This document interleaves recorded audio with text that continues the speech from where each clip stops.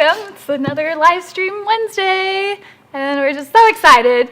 We're not at Adepticon, but it's the second best thing. It's our studio, and you know what? That's fine. How are you doing, Flo? I'm finally back, so I'm good. I know. If you remember from yesteryear, my dear sometimes co-host / painter / person who actually gets stuff done, is joining us today. So, hello and welcome to another Wednesday stream. I hope you are all doing well. If you're joining us, you are probably not at Adepticon having the time of your life, but that's okay. You can hang out with us. You can hang out with us. And we can all be losers together. We can all be super happy together. We've got a variety of comfort foods to get through the night. A variety of non-American comfort foods. Well, ha ha ha ha. That's right, not American. So this happened months ago. Paul, for Christmas, sent me some... Was it Christmas or New Year's? It was Christmas, but it arrived. Yeah, it arrived right down there. I don't know, somewhere. I'm pretty sure it was Christmas. I checked the expiration. It's fine. Anyway, he sent us a bunch of candy from Europe, from England, and which is funny because I guess Cadbury has like a monopoly on the market in England. So we were gonna taste test those while being super happy we're not at Adepticon.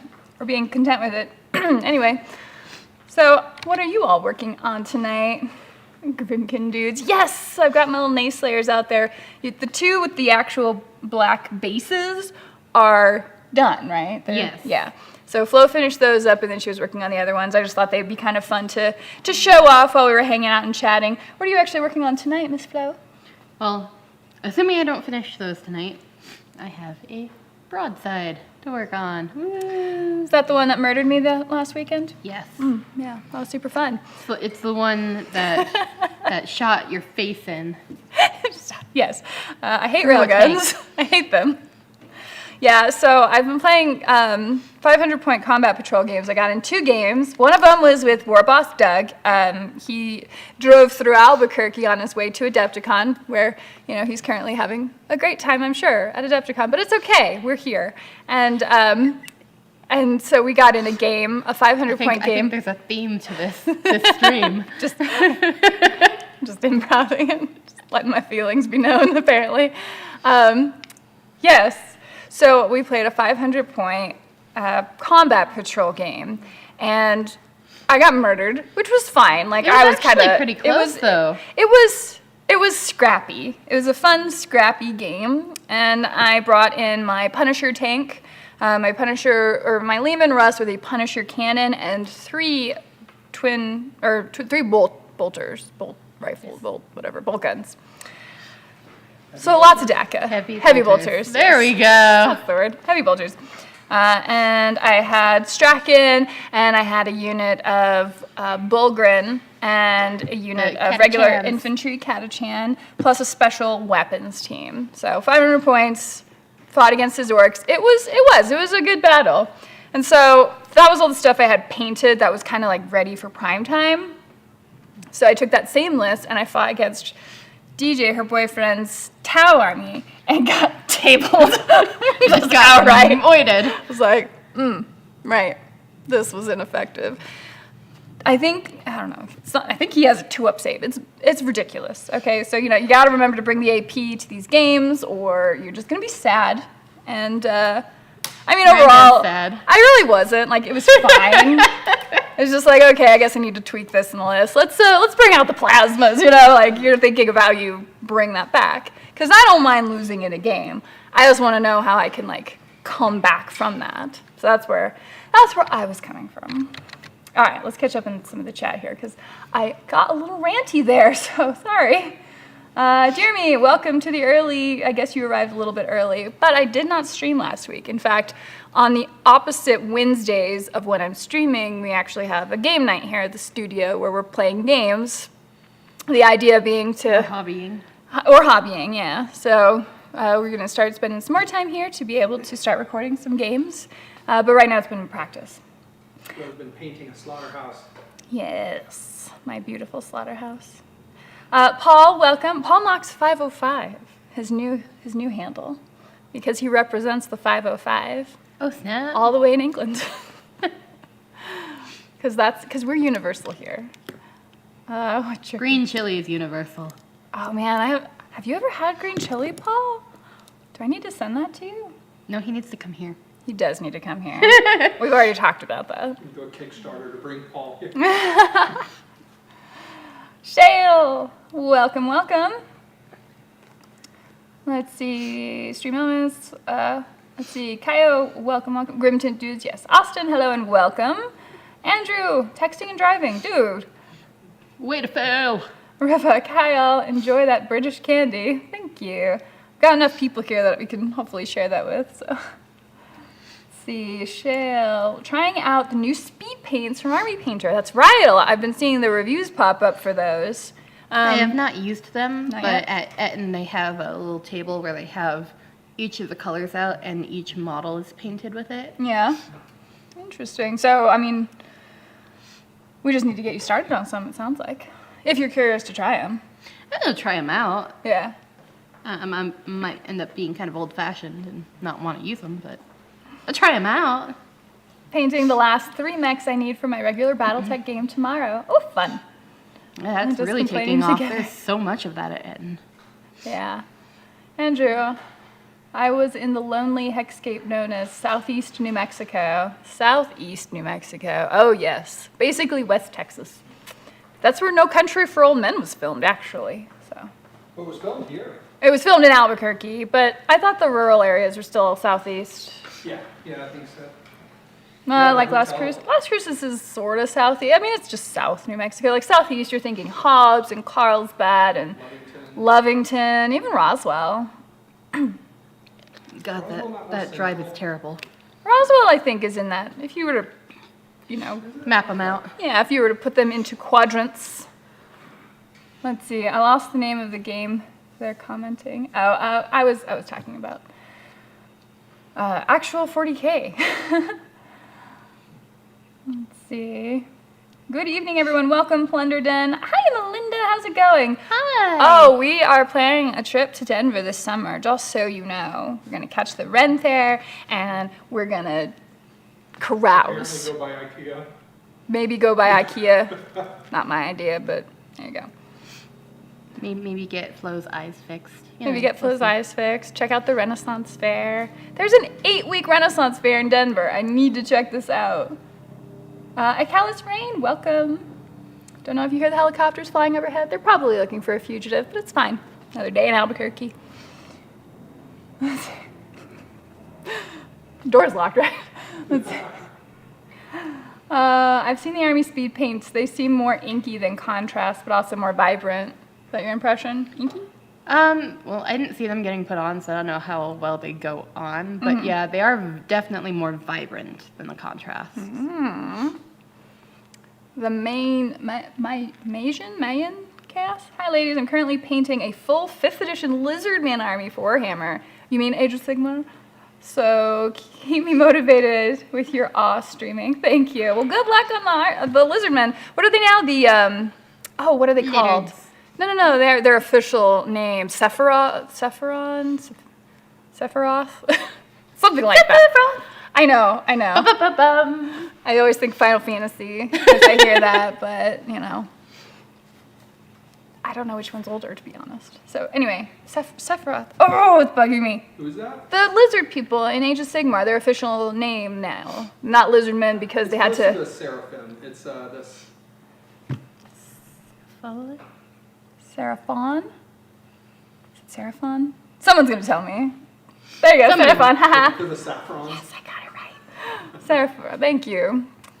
The important thing is I got it right before reading it, so I feel good about myself. But So clearly you remembered it. so clearly I remembered it after groping around for all the S words for long enough.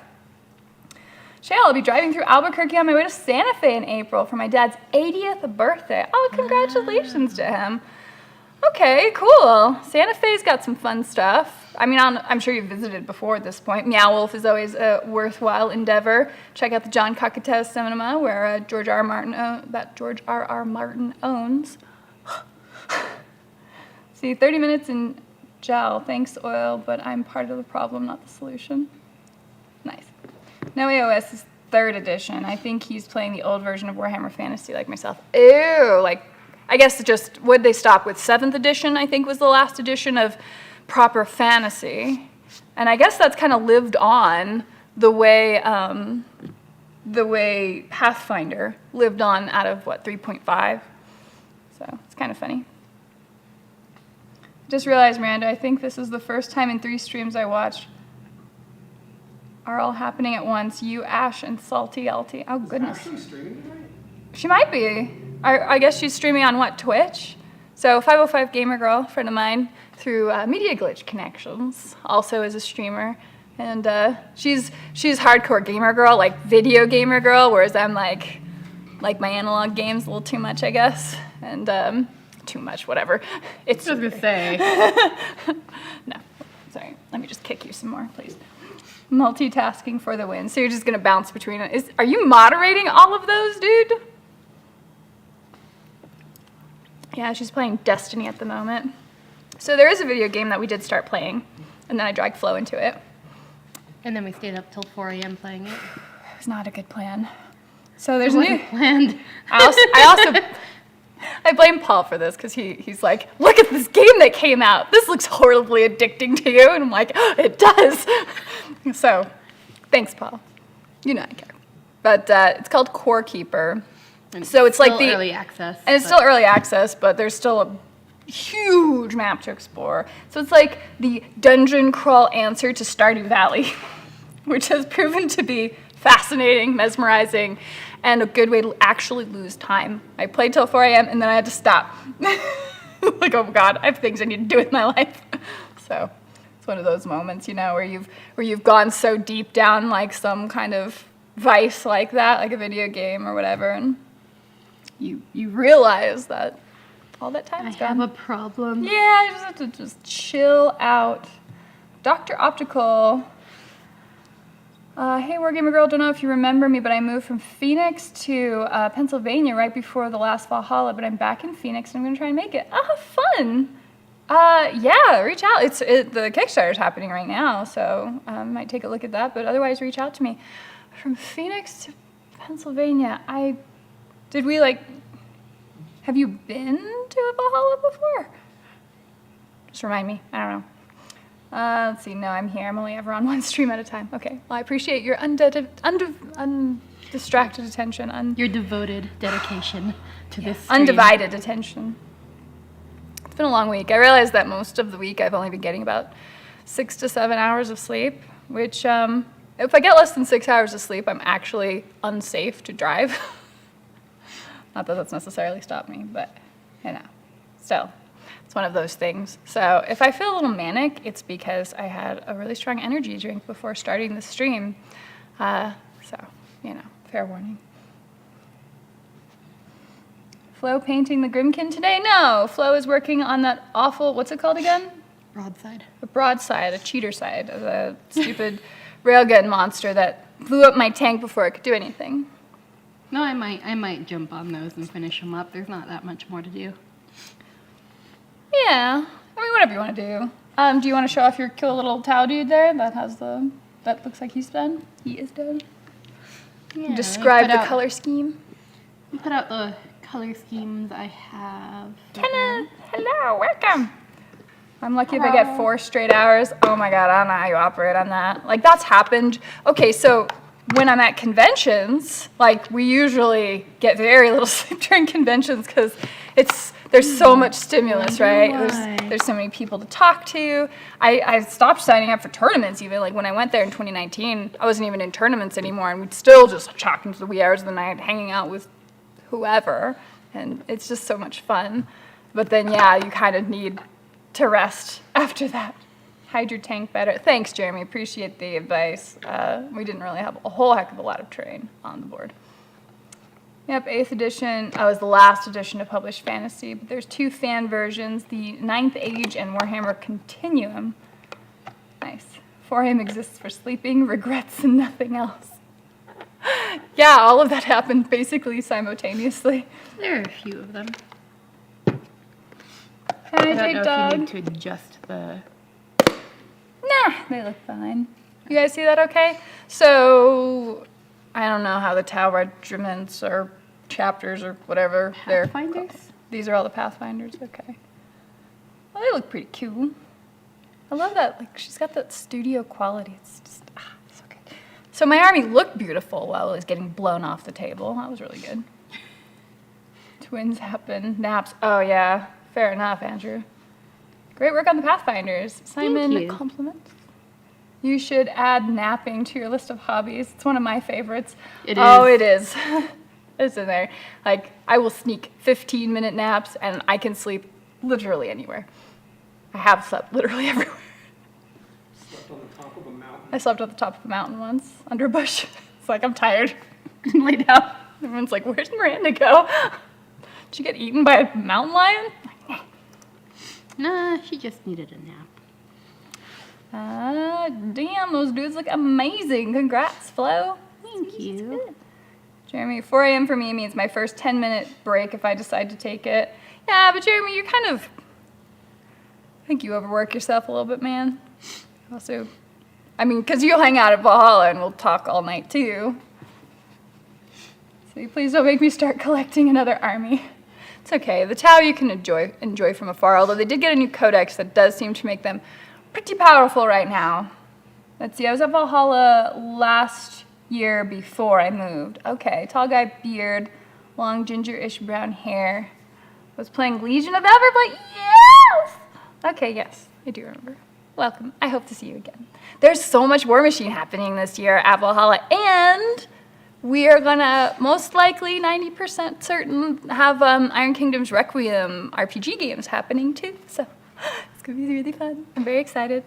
But lots and lots of tabletop gaming. So 40K, Age of Sigmar, Bolt Action, War Machine. Like, I'm very impressed with the amount of War Machine players that are coming back to Valhalla. So I'm gonna have to really like bring it. And I've got lots of armies. So if anybody wants to try it, like, I'll just have lists.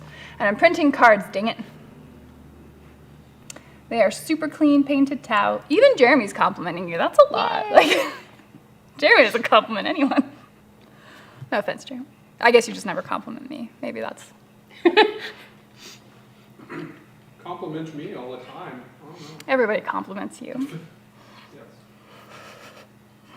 GW preview for Adepticon tonight. Yeah, so actually as soon as the stream ends is when, supposedly, Paul told me this, and I believe him, that the Warhammer reveal starts at 8 o'clock. So as soon as my stream ends, we'll probably pop over and watch the Warhammer reveal. No one seemed interested in playing War Machine with me last year at Valhalla. What?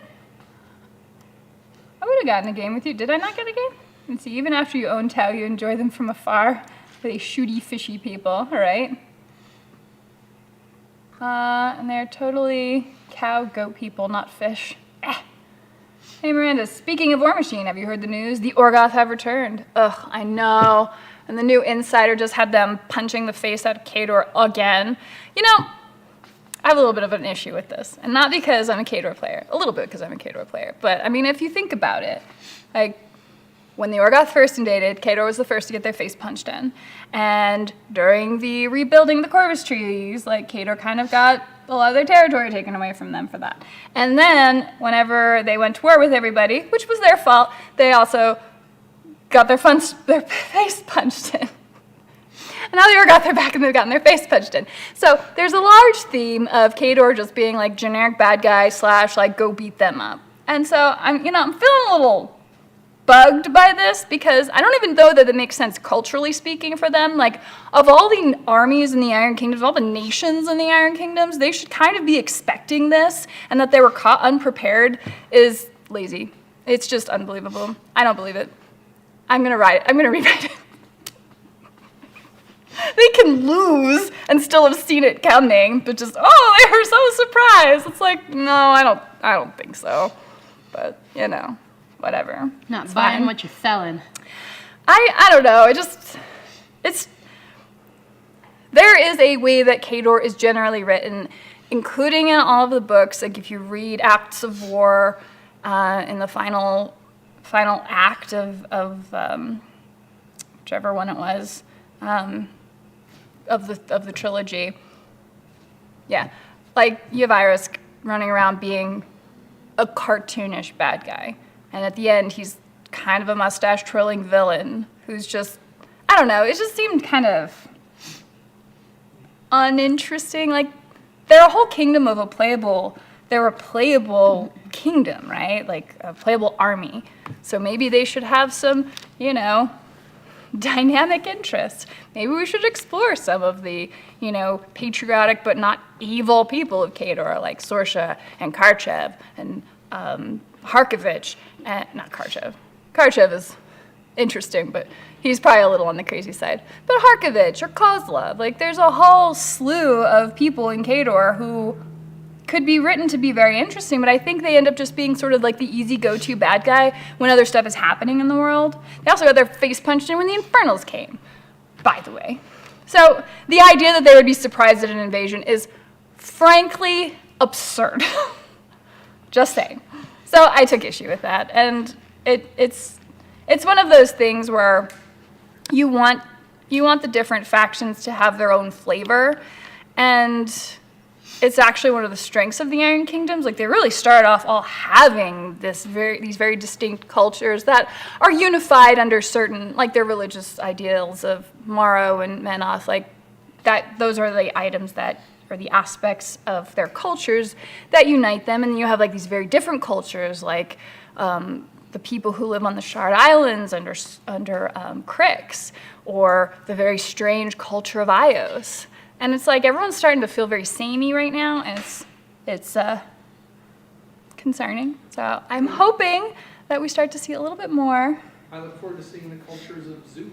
Yeah, I mean, I'm hoping the cultures of Zoo also like feel distinct. That's going to be completely new territory when we come across that. So yes, I've read that the Orgoth have come in, and they're big meanie heads. And as I was discussing with Thomas earlier, we're both equally disappointed at the lack of frowny faces all over their armor, because that was like what all the early stuff had. And I get that it's been 400 years, but still, like, make them less frowny. Why make them less frowny? They should be more frowny. They're an exceptionally frowny race of people, the Orgoth people. I don't know. And then they have war machines, but like their models look like they're war beasts. So I don't know. I'm waiting for more information to come out on that. And I totally went off on a rant, so. Let's see. Orgoth, yes, squats confirmed. I thought the reveal was tomorrow. I don't know, I'm just going with what Paul said. I haven't actually checked it because I thought it might be tonight. They usually do the reveals on like Wednesdays. Khador is the punching bag for everyone. Right, Luke? I agree. Austin, I was hoping you could make it back up. I didn't get any games that first day you were there, but would totally have played pigs against you. Well, Jeremy, if you're coming this year, you should have lots of games to be able to play. Khador does seem to take it in the teeth a lot. Even on the table, they tend to take the first punch, which, I mean, that makes sense, just strategically speaking, being the slow army, so-called slow army. They're more of a counter-punch attrition style of fighting. That's fine. But if you're in battle with them, they're not surprised you hit them.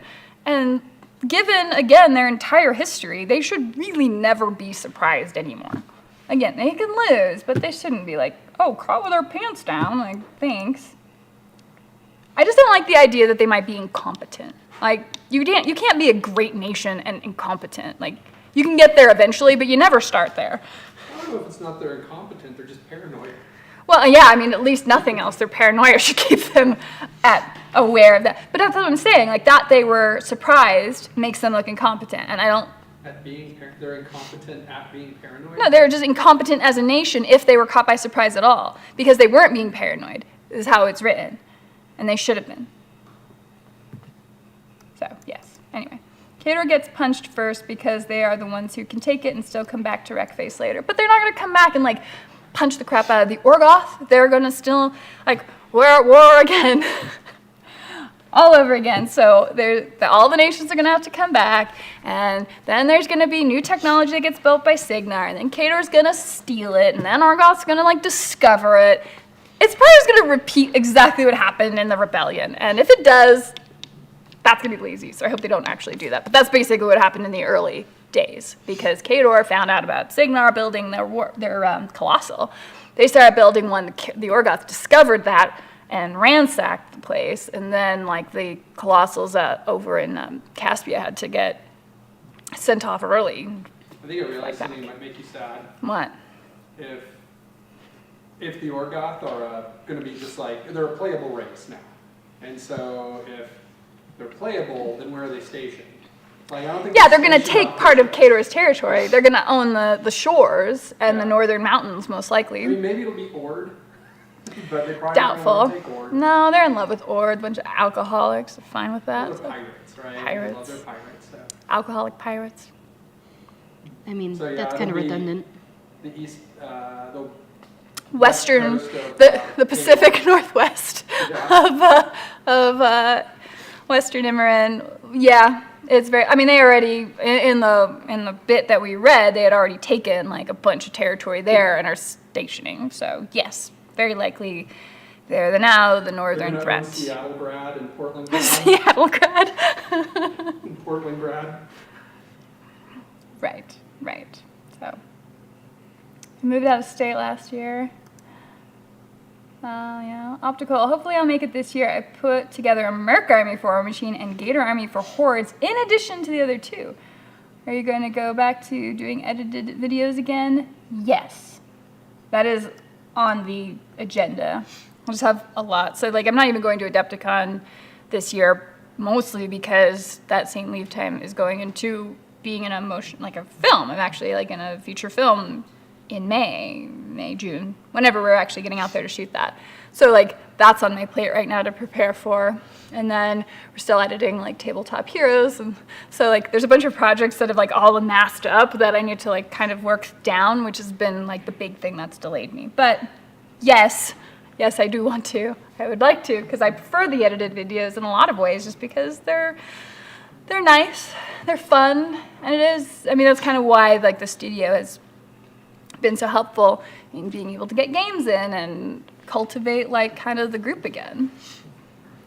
I think I agree with you, Miranda. Great fan of Khador, and this is kind of getting old. Well, right? It's like, oh no, are they going after Khador again? It's like they're the red shirts of, Western Imran, and yes, I get the double joke there, but in Soviet Khador, warjacks control you. Well, it's not even Soviet. It's like Tsarist Khador. Like Khador is not Soviet. It's just oligarchical, and so they should still be better organized. All I'm saying. Just remembered there won't be war budgies tonight at his Adepticon. I know. Yes, I think he is at Adepticon now. I think he landed. Miranda, do you think we lost a lot of content in the War Machine Requiem going to 5e? I mean, all the previous monsters, rules, careers, etc. lost. Well, you're still going to be able to, one, everyone's really excited about the Gobber Alchemist, because, or Gobber Arcanist, which was previously not a thing. So it changed. I loved the I loved the 2d6 rule set quite a lot. Really enjoyed it, but it's kind of I'm going to say probably worth the trade-off. Again, being able to get into a larger, more known rule set like 5th edition. So even if they lose some classes, I don't know that you're going to lose all of the flavor of War Machine, because there's so much aesthetic. I'm sorry, not War Machine, but Iron Kingdoms. There's so much aesthetic to Iron Kingdoms. And so I'll have to play a few games before I could really answer that more. But I think if you are describing the environments right, and you're still, wandering around Corvus or the Undercity or going to Tarna or, wandering the Thornwood Forest, like you're still going to get most of what the Iron Kingdoms has to offer. And so, like the dual classing thing, which I think is what you're addressing there, is not so much a thing anymore, but I don't know that hurts it enough to warrant going with the more mainstream rule set, if that makes sense. That's me talking about more from a business element. Because the thing is, I'm very interested in the Iron Kingdoms becoming wildly and hugely successful, because I think it's a really cool and interesting world. And so if this helps get it there, I'm fine with it. No Adepticon, I know. Cody 101, I know. Let's see, in Signar, their money says, in Mara we trust, in Soviet Katorum we have no money. I think the better phrase is in Soviet Katorum, you know, they pretend to work, you pretend to work, they pretend to pay you. It's an actual joke from the Soviet Union. But no, I'm sorry, Khador is not Soviet, it's Tsarist. And there is a very big distinction between the two. People did a lot better being oppressed under Tsarist Russia than they did over Soviet, so. Jay Alex, hey guys, got off a business call and caught the notification. Well, welcome. Appreciate you hanging out. Jay Alex has seen our studio before. He got to watch my butt get kicked in a game of 40K, but it's fine. That's the other thing too, like 500 points of Imperial Guard. I need to probably fill out a little better, maybe a little. Finagle it a bit. Yeah, like more infantry. The Bulgrin were great. I really am happy with those. Everybody's like, oh my god, kill him! I know, it's like, well, I guess I just need more of them, because then target saturation will scare them, so I guess I'm going to buy more Bulgrin. How's our favorite painting professional doing? How are you doing? Fine. I'm still kind of figuring out, like, what colors are going on this, so things might change. Just roughing stuff in. So yeah, Alex, I am literally submitting myself for a role in a commercial as we speak. Or type, so I empathize with the time commitment it takes to do film work, for real, dude. Best of luck on the submission, for sure. You can multi-class in D&D 5th edition. Couldn't remember how much of a penalty you took to doing that, though. Khador forever! Yeah, Nicholas, you know what's up. Let's see, I had the plan to keep some friends in St. Petersburg this summer, but obviously that's not happening. No, probably not. And so that's the other thing. I don't know if Khador is like being beaten up again because of world events, which seems a little petty, but whatever.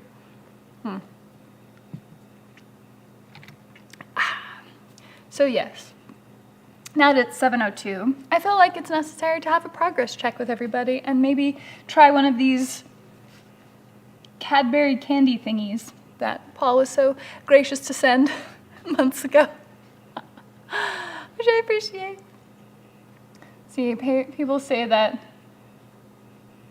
Kadaya are communists, like people are saying Tower communists. It's really annoying and it shows how little people understand. Yeah, well, I mean, it's like all of those words, like everyone kind of absorbs the meaning from like the atmosphere around them, because looking it up specifically is probably not interesting enough to do. So you just hear it, what the meaning of communism or whatever is from someone else. So, which one do you want to try? Let's just grab whatever's closest or whatever and work from there. Okay, well then the closest one is La Double Decker. So thank you, Paul, in advance. We'll get to try this bit out. It seems like a rice candy, a rice chocolate candy.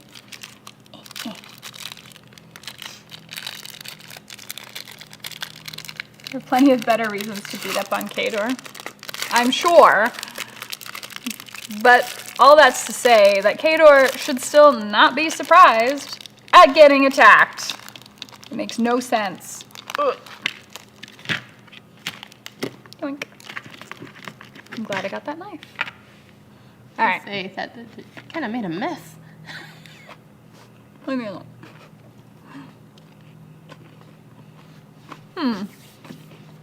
It's like a nougat and rice. It's almost like a Musketeer and a Rice Krispie thrown together.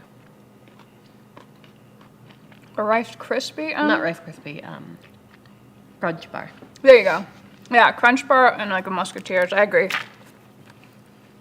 It's interesting. Chocolate still tastes kind of weird though. Clockwork Wrath. Would you prefer to take on Scorn, Crucible Guard, or Retribution in a 5th edition campaign? Well, Scorn seemed to have gotten their butt super murdered after what is it? Gershield turned into like a Void Archon and started slaughtering all the Scorn. I think like Makeda, someone else had to run away. So Scorn are kind of on the run and rebuilding. Seems like it wouldn't be super fun to go. I mean, they'd be interesting to go up against. The problem is Scorn and Khador in War Machine are both similar in their slow attrition murdery arminess, so it gets very grindy.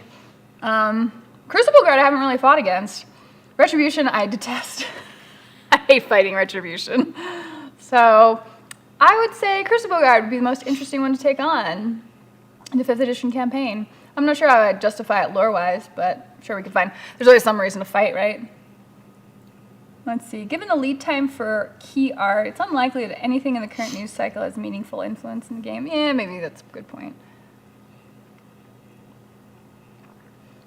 Let's see, no longer driving. Also, if we wanted to use whataboutism, Signar is surrounded by Menoth and Crix. Well, not really anymore, because Menoth, the Protectorate, is all but abandoned. Like, everybody's fled to Zoo, those that didn't go through the Hengehold Gate.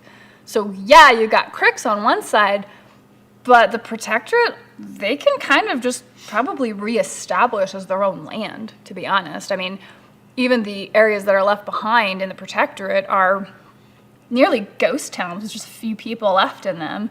So they could either leave them or they're going to end up getting taken over. I don't know if we might see like the Idrians come in as their own like society, and that might establish. But I don't know that they'd necessarily be enemies of Signar. So really the big concern, I mean, everything in the Iron Kingdoms is surrounded by danger. I mean, you are bordering the Thornwood Forest, where the northern border of Signar is. And Corvus was once like a huge Orgoth like empire, like city, and it's still, I mean, it's just built on top of the ruins of an old Orgoth city. And so like Signar has plenty of dangerous stuff there, sure. But I mean, that's the nature of it. I mean, you could argue that with Lael too. I mean, Rule isn't really on their side. Ios isn't on anybody's side. You've got Khador. Signar only had sort of a quasi-relationship with them because they were allying for a few different reasons, I guess. So, I did have to check all the dates on those bars. It's actually a requirement to have a certain time remaining before they go bad. No kidding. It was apparently foreshadowed in the newest IKRPG book. What, the Orgoth coming back? Or the Orgoth punching the face into Khador, which is the only thing I'm complaining about. I mean, and it's fine. Like, the Orgoth are interesting. I would have preferred the Orgoth coming in over the Infernals. But, I don't know. There's a lot of love for Infernals. Whatever, it's fine. I'll choose Scorn always. Those poor player characters better have a body horror torture trigger warning. Oh my gosh. Nice that Guybers get to use magic again. See, there's some upshots there. Khador has an enormous country to defend. I think a better story would be that the Orgoth overwhelmed the coastal defense and then Khador took too long to mount a defense. I mean, that's kind of what they said, that it took days to mount a defense, but the thing is, there's also a lot of there's all kinds of tribes of people who live in rural Khador and are very capable. So, I mean, it really would have been like a Red Dawn moment of guerrilla fighting with these woodsmen. Like, I know the Cossite woodsmen are like embarrassingly bad as models in the game, but the idea is that they're all like very capable frontiersmen who are used to living on their own. They should have been able to mount something instead of just like, and they were handily defeated. Nah. It's such a hand wave thing. I don't know. It's just not very interesting to me. Even aside from like feeling like I'm getting picked on, but. Let's see, painted one mech in the blue, came out deeper than I thought it would. Now working on the Horned Owl light mech. Looks eerily like Gauf mobile suit from Gundam. Ooh. I guess that makes sense. I mean, Robotech is sort of that era, right? I also think a better story would be that Crix was invaded and being overwhelmed. How scary would that be that Orgoth is kicking a dragon's butt? I think they have to be really careful with Crix because even when the Infernals came out, Turok never woke up. Like, Turok never did anything, even though Crix went and aided everybody at the Hengehold Gate, and you had Assixius speaking Shakespearean as he gets murdered, whatever. Anyway, if you are going to invade Crix, I don't know how that doesn't cause Turok to stir. And that dragon is like the size of a state. So he's so big that once he wakes up, what are you gonna do with Turok? Like, once he wakes up, it's probably like, it's like the nuclear bomb of the Iron Kingdoms. Like, you don't necessarily want to open that gate because you don't know how to put the genie back in the bottle, so to speak. Agreed. I have my eye on a Garber Arcanist concept. Blunderden, sadly my trip to Adepticon did not happen due to the tournaments I signed up for cancel. Oh, I'm sorry, Plunder. That's sad. Let's see, Scorn had to disappear so the Orgoth could steal their look.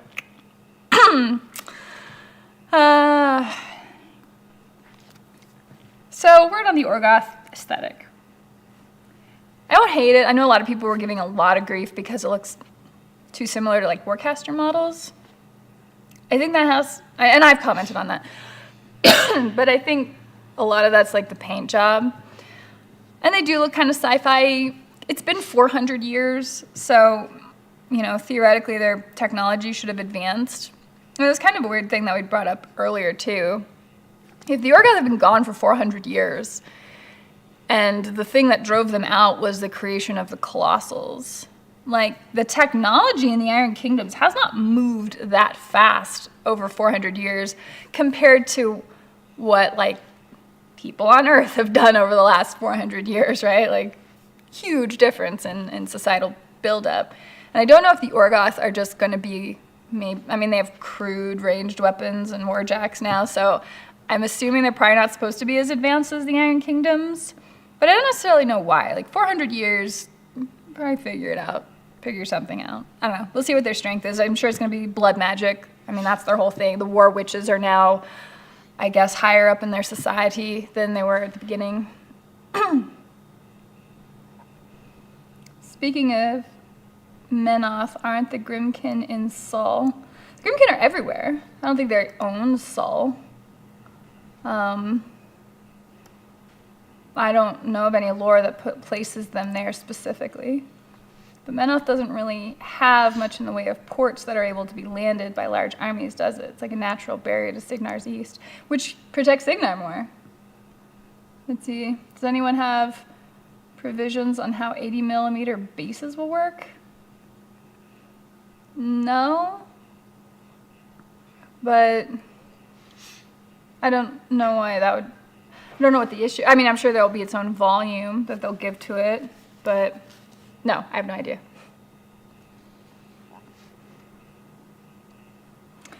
Let's see. Also, my wife Erin is going to be picking up the new Warmahorde's army at Adepticon. Any suggestions for a berserker badass lady to try out on the tabletop? Berserker badass. Legion is always scary. What was the one you like? I mean, I know you like Grimkin. Grimkin are like more quirky though. They're not super scary, intimidating. The other one I looked at was Everblight, so. Yeah, Legion of Everblight are super scary. They get to ignore, I mean, it's not as bad as it was in 2nd edition, but they get to ignore a bunch of rules. They've got ranged firepower, they've got creepy beasts, and they've got like this sort of alien look that has an appeal to it, but I play for aesthetic reasons, so I mean, if she's going in for like a gameplay style, she can get plenty of recommendations, but no matter how good an army plays, I don't want to play something that's ugly, so I don't know what her taste is in that regard either. I don't think the paint scheme did it justice. Yeah, it may not have. Maybe Turok is secretly dead. No, because the Iron Liches would have felt that, and I don't think they would have all kept that a secret. So I think they would have known. I think a cool plot would be if the Orgoth assassinated Turok. Opens up a ton of plot options like Everblight getting the upper hand. Or maybe the Orgoth could have allied with someone like Everblight. I mean, that would be a possibility too. The Orgoth being able to take out a dragon would be, I don't know how they don't win the whole rest of the planet. You know, I mean, if they can take out Turek, I don't know how you stop them. I don't know what they would have done to take out a dragon. And even if you destroy Turek down to his, or reduce him down to his Athink, I think he just grows back. And I don't know how you destroy the Athink either, so that would be a bit of a complication. Let's see, I do wish the Gobbers had the choice of taking magic couriers back then. Yeah, that seemed to be like the big thing everyone flexed on. Yes, thank you, Paul, for being my moderator hero, making me not have to deal with that. Jeremy, the paint jobs on the regular Orgoth and their slave soldiers and war beasts were okay painted and designed. It's just the jacks that feel weird and out of place. They feel like war beasts because they've got like 4 arms, right? Was I seeing the same thing, or are those a different model? Thank you. She'll love Everblight. Who doesn't love battle deer and blood pools? Yeah. Everblight's probably a good choice. Oh boy, looks like we have some troll accounts. Yeah, it's fine. Let's see. Okay, time to try the green. Try to do Aiden Pride's Timberwolf. Makes me sad since he was known for piloting a summoner. He was in a Timberwolf when he died because no summoner was available. Jacob, I just jumped into the game thanks to the Iron Kingdoms RPG, and it seems so cool. I am happy that Requiem is a thing, but my players and I are looking forward to something not 5e. So that said, I mean, you can still get a hold of the 2d6 rule system on eBay or wherever. In fact, I'm pretty sure, like, Prior Tier could probably just kind of remarket like their older edition for people who wanted to try that out, especially if you're a 5th edition player and you learn about the Iron Kingdoms Requiem and you're like, wow, this is a really cool world, but I don't know that this rule set works perfectly for it. Then you could be like, oh, there's this older rule set that totally works, and you can just play it that way. That would be pretty fun. You do lose your Garbo Arcanist, so that would be the trade-off. But maybe you could house rule that. I don't know, just thought. Burn Torek down to Hiawatha Creek and Everblight eats it? Well, yeah, but then you'd have to, then the Orgoth would have happened to allied with Everblight, which would be allying with Everblight's multiple warlocks, because Everblight is within the blightedness, right? So that would have been something. I mean, right now the Orgoth have just stormed the beaches and are just running around taking out, well, Khador, but you know, they're going to war with everyone, I'm sure. Their intention, I'm sure, is to re-enslave the whole continent and burn anybody down in their path and rah, rah, rah. And I don't think there's going to be any like intrigue or anything like that. And maybe that's fine, because can't say I was thrilled with the way like Infernals handled it, where they had all their random marked souls who are like, oh, actually, you're an evil traitor player character. I don't know. I'm out, y'all. Have a grand night. Bye, Andrew. Thanks for popping by. Bye-bye. Let's see.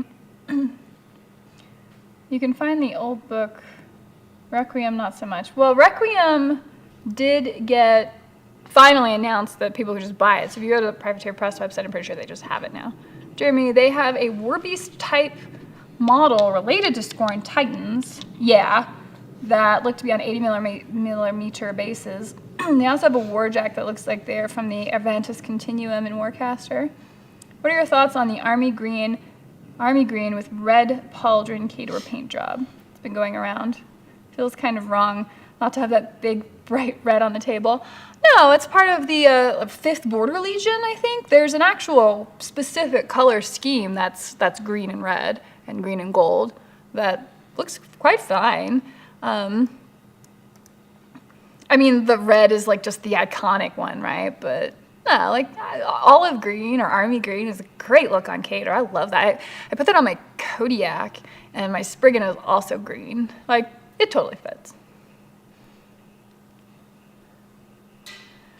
Let's see, Clockwork. There's also tons of readily available fan-made content for the 2d6 system, including Crick's Retribution. So if enough people are playing that, so say there's a good response to Requiem and people are really excited about the Iron Kingdoms world, and then it comes out that there's a bunch of people playing the 2d6 system, that's a really good way to get that system back.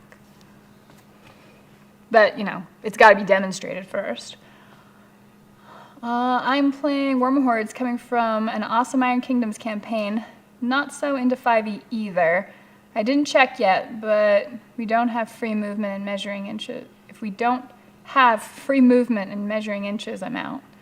I think you should be all right. The Marked Souls just felt so dirty, especially with their narrative campaign thing that they had. I know, I agree.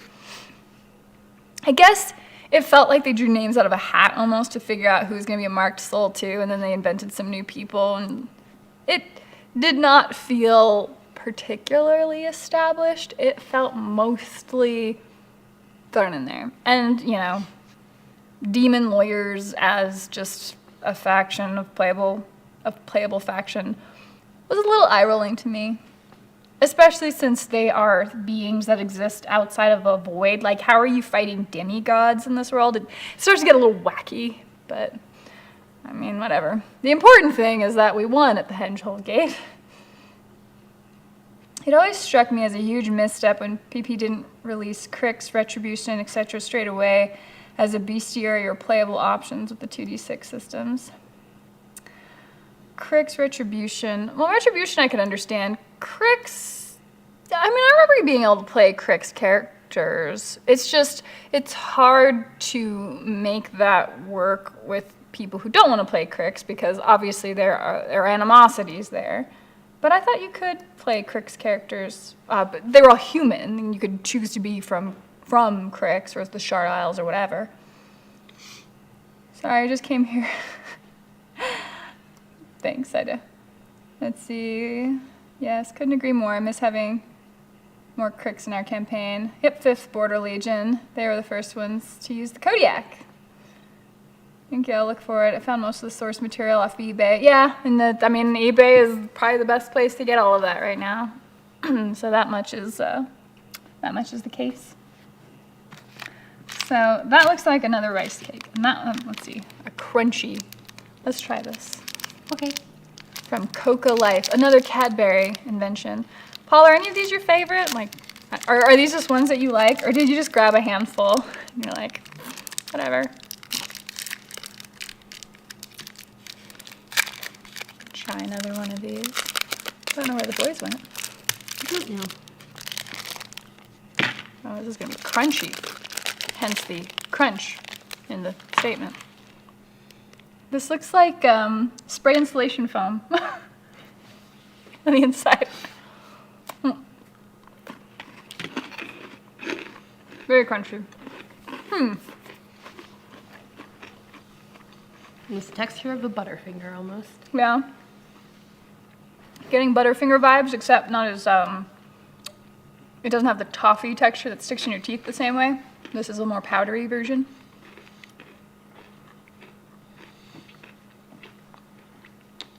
I picked a mix of things I like. Fair enough.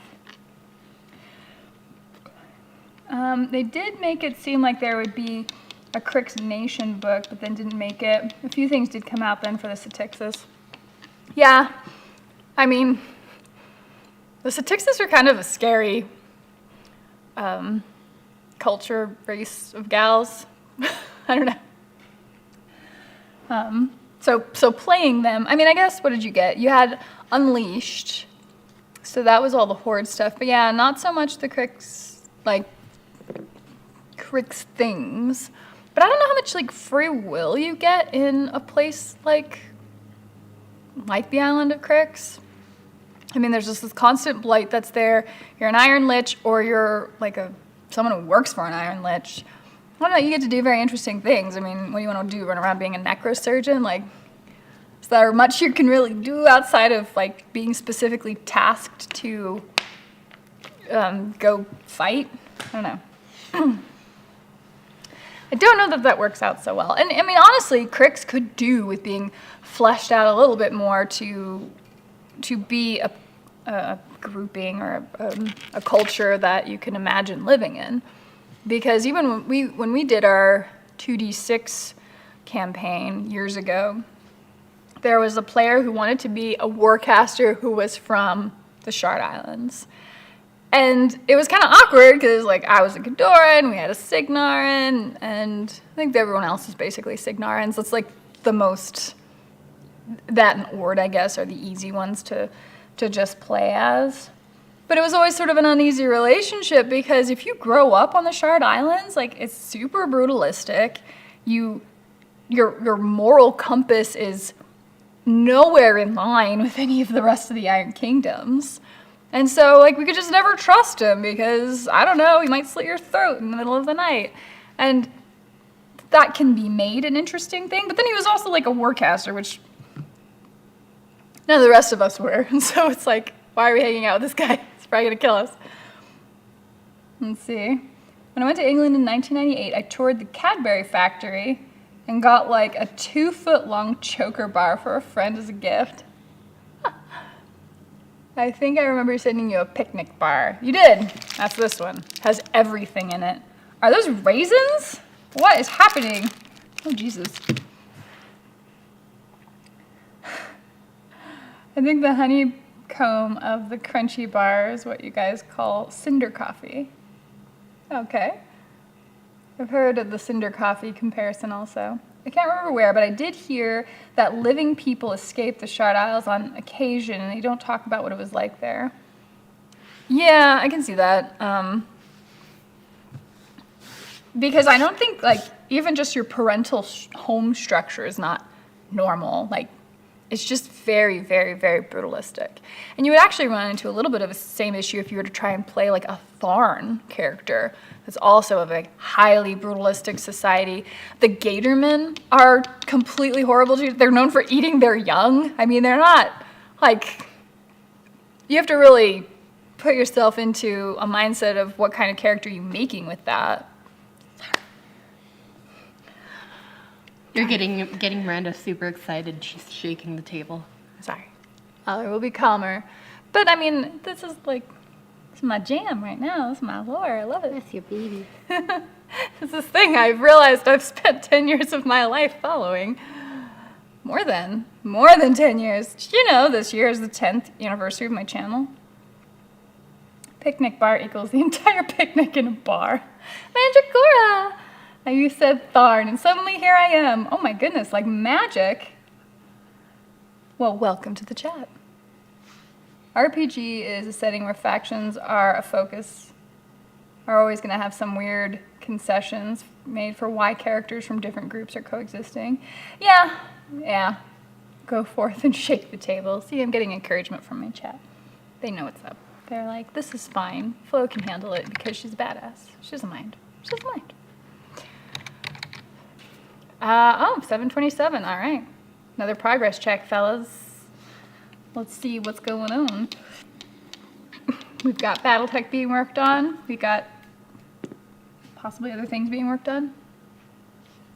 What we do on our table is running very short 5 or 6 session campaigns where only one faction is available. It's super cool. 5 Ghidorans playing together. It's awesome. 10 years, you should break out the champagne. I know. Huh? I'm waiting to see if it actually there you go. focuses. Progress check. Oh, I love it. Very little done so far. No, I can see that making sense for like a short campaign. That way, sort of the animosities are taken care of. And it's not like people who exist or come from the same nation are not going to have interpersonal, issues with each other or rivalries or any of that. But it probably does kind of make it a little more interesting. And the players don't have to worry about how they're supposed to view this other nation. They can just be, their character. So that makes sense. I can imagine a campaign where the players are good people in Crix trying to escape. It can work. But how are they good people? They would have had to have learned how to be good from somewhere before ending up on the Shard Islands and then escaping. I don't know that you grow up on the Shard Islands or Shard Isles, thinking that, you can even think this is, I don't like this brutalistic society, But I don't know that you necessarily have a sense of, you know, I want to look out for my sibling and care about them or help somebody else. Like, I don't know that you know that without being taught when you're raised in an environment that shuns doing that specifically. Maybe.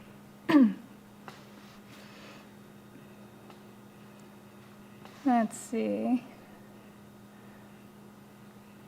Negotiator number 3, ready for wash. Nice, Austin. Tail, back to the blue-green. Came out less dark. This time it's blue over white versus blue over gray. Nice. Mandragora, sorry to break your line of thought, Miranda, but I saw a week ago that all the dust resources are gone. If you didn't download the old catalogs, you have nothing. Sad to lose all the lore. I saw a thing on Facebook about that, and I don't know that that's gone forever. I mean, dust is an established property, right? So even if they've closed down, I kind of have this little hope in me that they might like come back at some point. They just need to get the opportunity to relaunch because they've got like a beautiful line of models. The game's fun to play. I don't know. I just wonder if like some stuff has to happen in the background to like let it come back. So maybe those resources will come back. But otherwise, if that's not the case, then yeah, that sucks because that would suck to lose all that lore. Paul, my YouTube is 16 years old.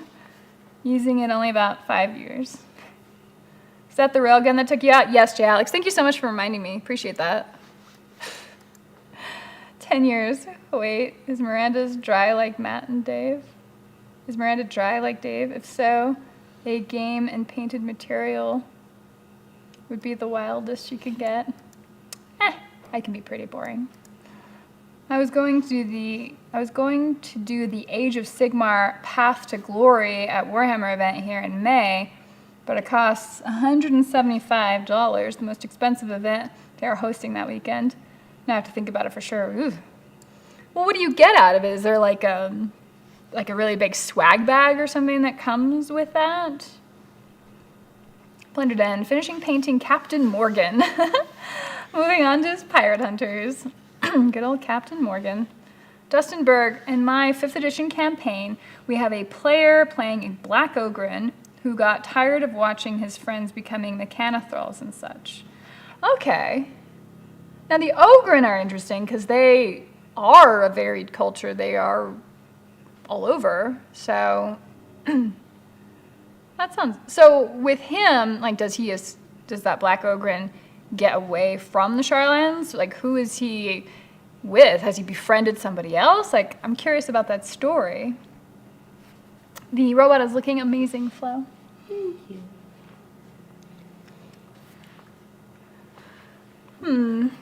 Mwahaha. Tell everybody about how your tank exploded round 1. I already did, so... Well, she didn't mention that it was round 1. I did. I said it was taken out round 1, before I could shoot in the first turn. So yeah, it was completely one-rounded.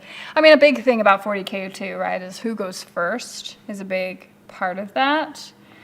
And frankly, a tank should be able to stand up to some fire, quite frankly. Like, just exploding stuff turn 1 is a little bit of a feels bad moment. And yes, I get that you can hide all your stuff, but at the same time, you also need to be able to fire it, and unless I'm just taking indirect fire items, which I guess might be the best way to counter a lot of Tau tactics, I guess that's something to consider.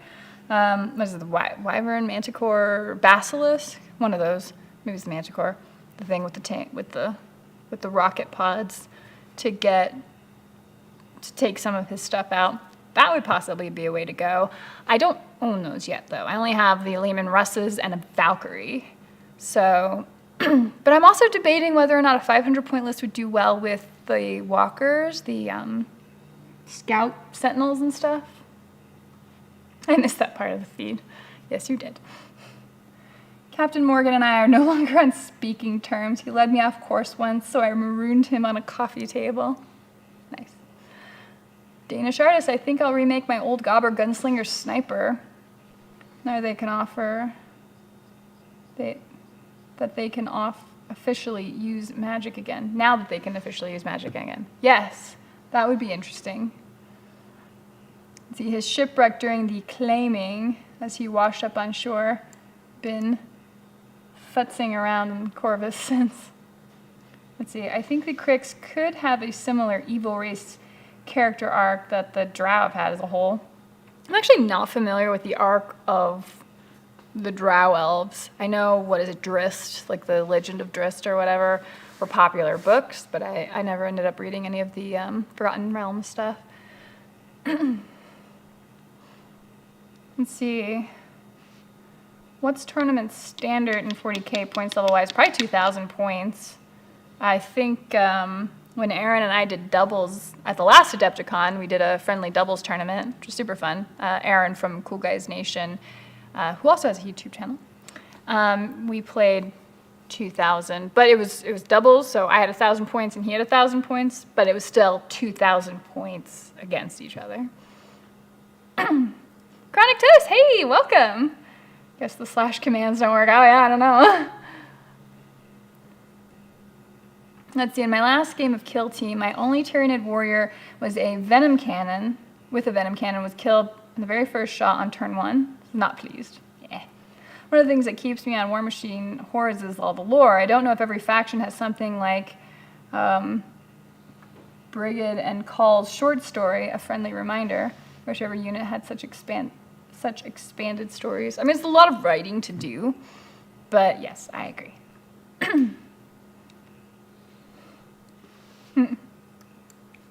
Miranda, any interest in Infinity? Some really pretty models, but the rules seem very complex. Dude, the list building seems like completely bananas to me. They were playing it at noon today. Were they? I mean, New Mexico is a very strong Infinity meta, and I really enjoy the Infinity players are all really great people. Like when we go to Rumble on Route 66, which is a huge tournament here for Infinity, like those folks are so nice and super friendly and really, like, you can tell that everyone's having a great time at this tournament. Beautiful terrain, like, oh, people get into it so much. The models, like, you know, this might be blasphemy to the internet, but I don't really care about anime or particularly like it. And all the Infinity models are very much in that bent. So aesthetically, they don't have that same appeal to me. I did have a lot of fun with Aristea, but I think I liked just that it was so contained and it's like a small scope. I'm trying to get a gathering together for Aristea, actually. What, locally? Oh, we can participate, maybe. I don't know if we'd do well, but it'd be fun. Like, Aristea was a lot of fun, but I think for Infinity, even a lot of the Infinity players that I knew who played, like, that was their game, right? Because Infinity is a pretty big game. I don't know that you play that, and also 40K, or also War Machine, or also whatever other games. So, yeah. But Corvus Belli, great company, great people. Like, more power to you if you want to play Infinity. And it's a bit of a, what is it, like a double-edged situation with the list building, because you have to build your list online. And on the one hand, that makes it a little simpler, because when you're futzing around building like a 40K list, you're like, where do these points, like, do I have to count for each thing? It's telling me what comes in this unit, but I still have to count points for it. Like, it's kind of a messy system. So if you do it online with Infinity, it's also hyper granular. So you get a lot of customizability, which is not necessarily something I love. It's one of the things I really love about War Machine is that this is the unit. It comes with this, you're done. Like, I do really like that. But because it is built online, it gives a lot of feedback to Corvus Belli, and they can kind of check and see what models are getting lots of play, and they can see balance, and, tweak balance, I guess, based on that. But Infinity actually retires factions too, which I understand. So yes. Good on Infinity. Probably not something I will be playing anytime too soon. But Aristea, yes, 100%. Let's see. Hive Guard equals best guard, at least for Xenos. Mandragora, one day I just know I'll get doubles of every book so I can undo the bindings and have a super faction book with sections, history, faction, units, campaign, and campaign maps. Oh, goodness. Instead of 2 doubles of every book. Whew. Chronic, I would say that's true in our gaming circles over the years as well. It takes a lot of headspace. It does. I mean, and I think it's not like this is a cheap hobby. So it's like, okay, you spend $50 for like a starter set in Infinity. Well, then you're going to spend more and more money like building that army out, and you kind of have to start all over when you're building another one, and the books aren't cheap either. So yeah, I think like War Machine's my jam, and then I'm also bridging into 40K, and then like Song of Ice and Fire has been kind of a fun little just game to play sometimes. Like that one doesn't seem like it takes up all of your brain power because it's an easy game relatively, and that one's pretty fun. But Infinity would be more complex. I would say, yeah, so I need to rescue Captain Morgan from that coffee table. Wow, Jeremy.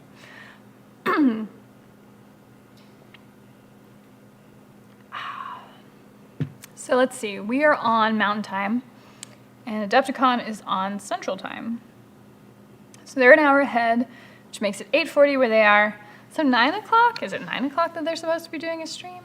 I wonder if I am wrong about that.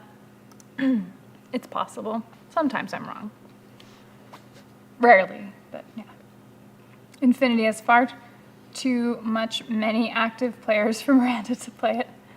Hey now, I don't just play dead games. And for what it's worth, War Machine actually isn't a dead game. It's just a lot of the just some of the players that were really popular, I guess, have left. So, I don't know. Do you want to try one of these picnic bars or? Sure. All right, we're gonna try the everything bar. You're not allergic to anything in here, right? I mean, as long as there's no blueberries in it. There's probably not any blueberries in it. Let's see.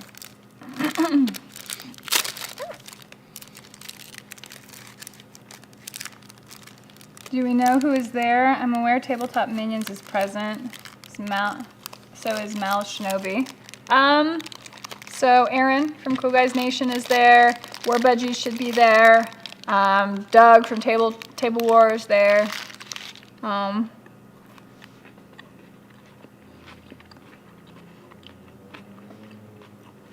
lot of rice in my portion. Some nuts. I guess it's designed to be sustaining. Oh, not bad. Yeah. I actually kind of like it. I like the variety. Okay. Tabletop Minions, yes. I believe Hobby Night is at Adepticon as well. So she'll be doing all the news from there, or a bunch of news from there, presumably. Let's see, Reveal says 2 a.m. my time, and it's 1:41 now. Okay.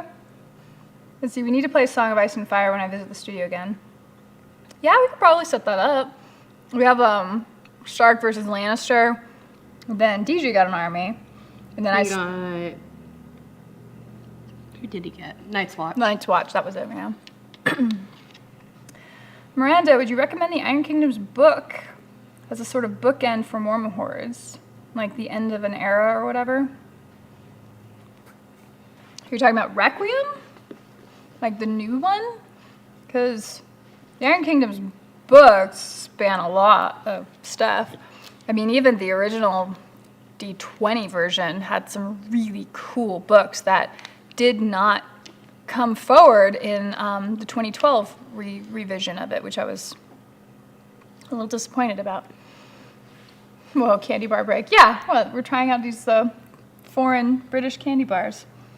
It was interesting. We can try one of these mints, too. There's the Seriously Strong mint and the Trebor soft mint. All that to say, if you like the aesthetic of Warhammer Hordes, like the way I do, where the whole steampunk aesthetic is really cool to you, I think the Iron Kingdoms is well worth getting into. The lore, Requiem does a decent job of trying to catch you up on the lore, but it could do with a lot more expansion. I mean, I want to see like the cool stuff of them talking about like the different coinage. I want more maps. I want, maps of the rail systems and how all that's being worked on, or, what the land looks like. That was something that was always missing from the 2012 edition, whereas the earlier books that you got from that, there was, it's over there somewhere, but there's a really cool just extra details book that came out, and it has Dan and Blith and Bull on the cover. And that one was really cool, because that just gives like cool granular detail about the cultures and the local laws and just fun stuff. See, not a cheap hobby. I'm now being picky with my love of GW dice. They were pushing it at $20 for 20 dice. Now it's $24 for 20? That's not even a bad increase. Let's see. Or is the lore and story not enough to completely satisfy as a series ending? Well, I'm not convinced that it's a series ending, I guess, is my first question about that. The Iron Kingdoms is a very expansive world that can easily be continued on and expanded on easily. I mean, it's easy to fall into the idea that, especially with the creation of Warcaster, kind of making the claim that everything in the Iron Kingdoms is abandoned and obliterated and whatever. Like, that not being the case is preferable, because there's way more rich lore and way more to explore in the Iron Kingdoms. We've never even left Western Imran. I mean, and there's a whole world left.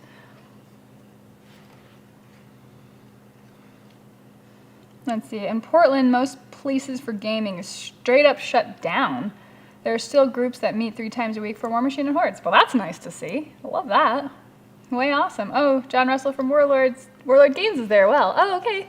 John's good people. He actually played in an Iron Kingdoms one-shot campaign I did at Genghis Khan in 2020. It was the last convention we went to. Was it? Maybe that was Indie Storm. Well, we went to Indie Storm and Genghis Khan in the same month, and then COVID hit, and let's see, not just any candy, British candy. Let's see, the original World Guide, that's it, the World Guide, is still amazing at how well fleshed out it was. Yeah, I want to see a World Guide come out again, and that would be really nice to see as a stretch goal or something, if they did another Kickstarter or whatever. That's the fun stuff to read, because that is rendering the world more. One of the big complaints about the 2d6 system was the lack of, like the social stats that, like a charisma score and being able to interact with other people and the rules of conduct for that. So that left the GM to kind of fill in those gaps for people. And it probably wasn't even necessary, because all that lore and those details were there. They just never brought it forward into the 2012 edition. And so I'm really hoping that they do with our current edition, because this is a great opportunity to really flesh all that out. And they've got so much stuff already. They really can just republish it. There's whole sections of the map that aren't even explored. Yes, exactly. Let's see, also in my GW today, I mentioned the dice price increase, and the manager said, everything is up these days. Bit my tongue, and their dice have made in China on them. They ain't that much, right? Waiting on the Orgoth to get defeated so the IK can get invaded by totem hunters from Zoo. Do the totem hunters really care about invading the entire Western Imran continent? I feel like the totem hunters would just they'd come in like the Predator, right? And so they'd want to fight the best of the best, and they'd take some trophies home, but they're not looking to conquer. They've got their land. I feel like they're not actually looking to be a conquering nation. I think they're just looking for hunting grounds, if that makes sense. But that would be fun. Totem hunters could maybe take on some of the Orgoth. That would be fun to see. But yeah, I don't know. We'll see what happens as the Orgoth story gets expanded, and hopefully Khador doesn't continue to just cede all of their land. I don't know if they're just gonna lose all their land and then have to move in and be refugees in Lael, which of course will just not go over well. Or they could go live where Menoth, all the protectorate of Menoth is now fled. That would not go over well either. No, it's the motherland. They need to defend their land. I don't know. Let's see what happens.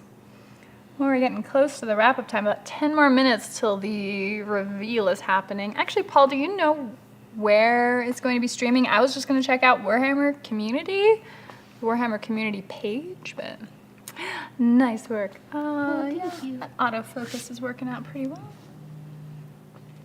So what are the base? So you got mostly base colors on there? A little bit more than the base colors with the blue. Okay. Which blues are you using? I am using dark Prussian blue, medium blue, and... Sorry, this is one of those ones that's really hard to read. Did you Something teal. I know it's teal, but have fun. Marine teal?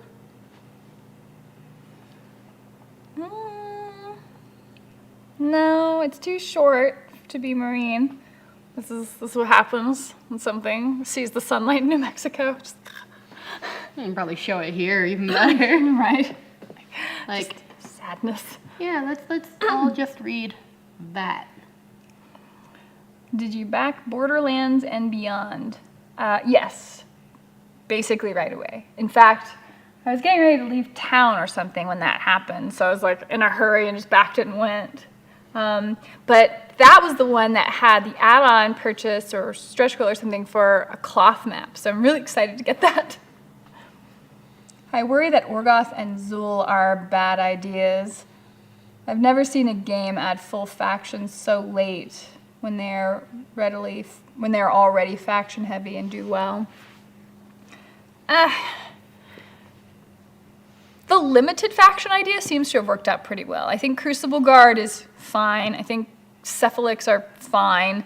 Grimkin are fine. Like, I think you just have to worry about model bloat from there being too many of a model. I mean, I have played Khador for, again, like over a decade, and I have a ton of models, including stuff unassembled, and I still don't actually own every model in the Khador in line. So that's a lot of models. And so you have that with Crix, you have that with Signar, you have that with Protectorate. And that is a bit of a problem. Like the Rulik, you have just so much of them. Even Retribution of Syra is actually really, really expanded on. And so I don't know if it might be worth retiring some of those models or what, but I can see it being, like, I know where you're coming from and that is difficult. I just don't know what their production level looks like to make all of those models. And adding the new stuff, yeah, I don't know how I feel about that either, because it's getting to be a lot, and I don't think it's necessary. Like, you don't need to grow the game just by building new models. I mean, I get that it's not the same era, but GW had the same Space Marine model for a long time, because people were still fine just playing the game and reading the lore. So, I don't know. Let's see what happens. Yes, the community site. Yay. I'll be on the community page and it'll be on the community page and Twitch. But they have a habit of chatting a lot before showing anything. Valrak just mutes them until they say something. Yeah, you can just watch Valrak then. Let's see, come to the Pacific Northwest. There's no sunshine here. Yes, we are a very sunshine heavy state here. We have more sunshine than Florida, the sunshine state. So, there you go. All right. But yeah, with, I am still positive on Requiem. I still technically need to learn the 5th edition rule set, because, like, I went all in for Tabletop Heroes. I went all in for the 2d6 rule set and learned that backwards and forwards and made my house rules for how I was going to handle all the social situations and, like, came up with all kinds of stuff for it. And now with 5th edition, I'm like, oh, okay, start over. And it's like I've played some 5th edition games. It's not, like, particularly difficult, but I don't really get to play RPGs very often. When I'm playing games, it's generally going to be a war game. But that said, I've been loving reading the lore and seeing and reading, like, the little faction bits of all of the factions. The book itself horribly lacks in anything that happened with, like, Ios, and I guess they're just going to reveal that through these insiders. I don't know if the Hengehold is going to take to Twitter again. The Hermit of Hengehold is going to take to Twitter again, but We'll see. We'll see. Let's see. There's no store in the greater Phoenix area that stocks privateer models, paints, or any other products. I've seen stores that still hold the paints, but it's like they could actually do well just selling cool Iron Kingdoms models. I mean, that would be a really fun line to see. Or the books. But I understand like where stores are not really sure where to start with that. I get that. See, there's already Russia, England, and Frankish kingdoms in War Machine. And that's all Western IMMO. Realistically, I wonder what straight up America steampunk kingdom would be like. So, I mean, Signar is like England and America largely. Like, it's a combination of the two. Kador is Russia, Germany. France. Lael is very France-like, but also possibly kind of, I'm trying to think of what else they would be. Because, I mean, they have massive corruption problems in there too, which can be a lot of countries, I guess. But they kind of always did like an amalgamation where the countries are kind of this, kind of that. I mean, Ord is kind of Spain. But I mean, they're just inferences because they're the easy shorthands we use to, mirror it to our own society. As far as like a very America specifically faction, I don't know that it'd be invented yet. Everybody's still developing too slow. Lael is like Belgium, Poland. I was gonna say Poland, Belgium too, huh? Idrians are Middle East, yeah. Are you here? Are you friendly? Are you French? Dude, we haven't played Phasmophobia in a while. Need to get back to that. Core Keeper, Phasmophobia. I haven't played anything with Paul in a while. He's just not online anymore. A little bit of Dead by Daylight. Would be really happy if they never repeat the Twitter fiction idea again. Yeah. Let's see, the sun's shining in my eyes right now. Would disagree with you, Austin. I'm probably going to watch any reveals to be fair. Oh, I'm probably not going to watch any reveals to be fair. I'm going on Core Keeper or Dead Space 2. Excellent. Well, I think on that note, we can probably just about wrap this up, give you all enough time to hop over to the Warhammer community if you are interested in seeing the reveal. Otherwise, I'll be back in 2 weeks, and we can talk about some post-Adepticon stuff and see if some of these projects that I'm working on are finally going to cross the finish line, and I can share those with you. So that is the hope. Core Keeper, all the ones that you have me on should. Yeah, for sure. So you might see things painted. Let's see, Lost University mentions Shogunate, Japan, Persia, and Hellraiser as inspirations for Scorn. And Hellraiser. That definitely makes a lot of sense given the mortitheurgy. Yes, I get that. How funny. Okay, well, yes, we will wrap it up here. Thank you all so much for joining us. And for those of you who are at Adepticon, please enjoy it a lot for me. I'm very happy for everyone who's getting to enjoy the tournaments and the reveals and the fun painting and the panels. Kind of jealous, I'm jealous, but also like not jealous of anybody. I'm happy for everyone who gets to go. And congratulations, you should have brought me. No, I'm just kidding. I mean, I could have gone. I just didn't. I just had to separate my We have teeth. other things we have to do. Be all responsible, I guess. Yeah, basically. So, to everyone who's at Adepticon, I hope you are all having a wonderful time, and I hope it's an amazing first year back after 2 years of craziness. So. Yeah. All right. Night all. We'll see you in 2 weeks. Bye-bye. Bye-bye.